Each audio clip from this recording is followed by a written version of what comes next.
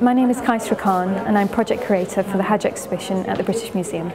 The importance of the Hajj exhibition being in London, it takes place in the early part of 2012, so January to April 2012, which is the Olympic year, so we're hoping for a lot of international visitors.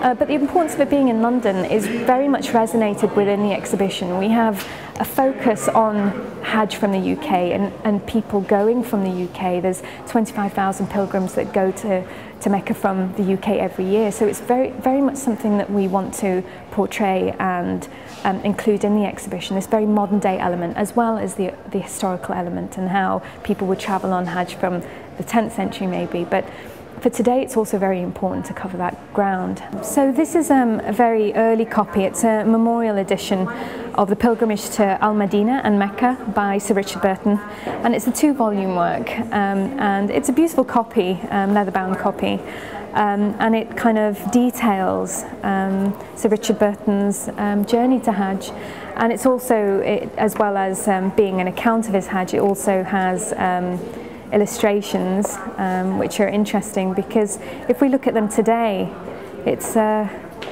really an indication of the types of travellers that he would see on his journey, and he sketched these wonderfully in this book, and goes alongside his Zamzamiyya, his Zamzam flask, quite nicely, so you can actually put an object to his story. But it's a fascinating account.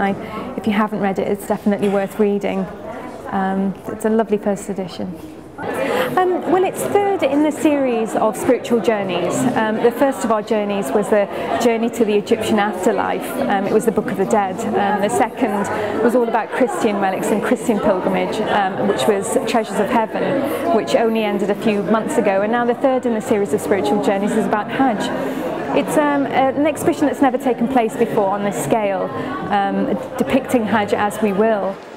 It's a subject that's vastly understudied, and in terms of material culture, it's a subject that really we don't know much about, and myself included. There was lots I didn't know before I embarked on this subject.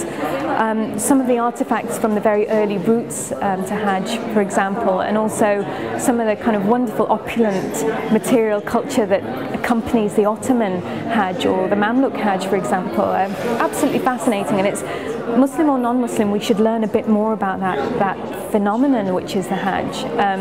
For Muslims, I think we tend not to know that much about our own past, and again, it's a very understudied subject.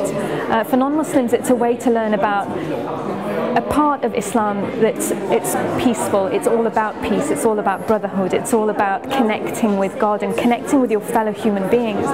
And also, once that journey is complete, to go home and really put into practice what you've learned, put into practice that you mustn't harm people, or even with a bad word in the state of ihram, you can't do those things that will hurt your fellow human beings. So to go home to that and then undertake those lessons that you've learned is a very crucial lesson to learn, and especially for non-Muslims and in the current climate, to learn more about this very peaceful pilgrimage of 3 million people today.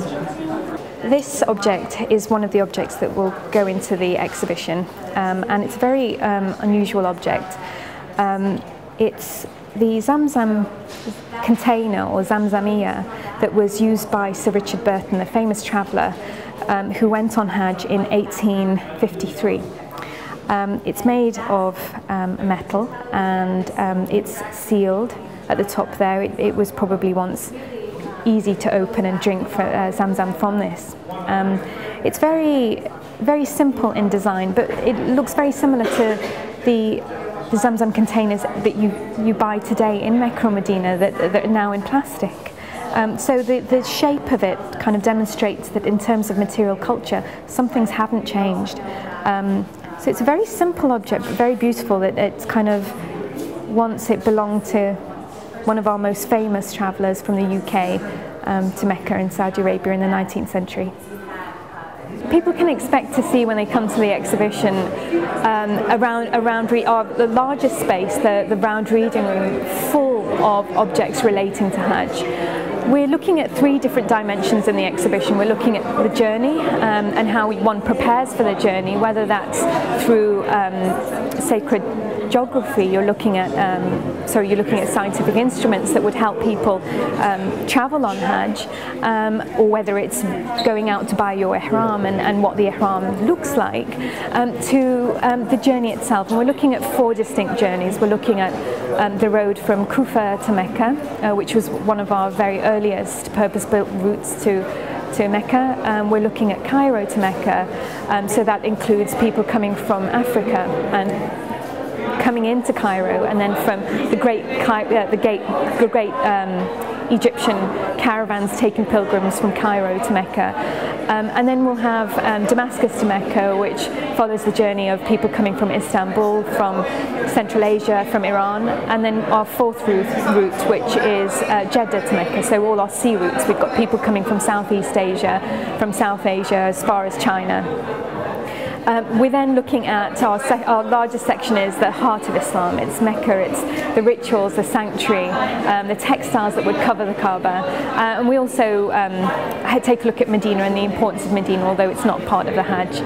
And then finally we have a wonderful section which is all about the kind of meaning of Hajj and what it means to be a Haji or a Hajjah, and that spiritual souvenir that one takes back home, but also the physical souvenir that people would bring back. So it's full of absolutely wonderful material from all over the world. It's about 40 different collections from all over the world, and to bring those all into one space, it really will be a feast for the eyes. This is another object that will be in the exhibition, and it's an ivory sundial and Qibla pointer. It's signed by Bayram ibn Ilyas, and it's from the Ottoman period, so it was made in Turkey, and it's dated 1582 to 1583. It's quite an unusual object and has a string which casts a shadow on the sundial to mark your direction. And it also has names of cities all around the outside to provide the information that you need for the Qibla pointer to actually work. And beautiful little Kaaba in the centre, almost as if it's the centre of the world. And of course it's not a physical centre of the world, but also a spiritual centre of the world.